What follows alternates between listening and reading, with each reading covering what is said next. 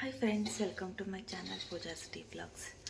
Friends, ತುಂಬ ದಿನ ಆದಮೇಲೆ ಇವತ್ತೊಂದು ಅನ್ಬಾಕ್ಸ್ ವಿಡಿಯೋ ಮಾಡೋಣ. ಕಿಚನ್ ಪ್ರಾಡಕ್ಟ್ಗಳನ್ನ ತರಿಸಿದ್ದೆ ಮೀಶೋಯಿಂದ, ಎಲ್ಲ ಬಂದಿದೆ. ಹಾಗಾಗಿ ಕಮ್ಮಿ ಪ್ರೈಸಲ್ಲಿ ಒಂದು 300 ರೂಪಾಯಿ ರೇಂಜ್ ಒಳಗಡೆ ತರಿಸಿರೋ ಪ್ರಾಡಕ್ಟ್ಗಳಿವೆಲ್ಲ. ತುಂಬ ಚೆನ್ನಾಗಿದೆಯೋ ಅಥವಾ ರಿಟರ್ನ್ ಮಾಡಬೇಕೋ ಏನು ಅಂತ ನೋಡೋಣ.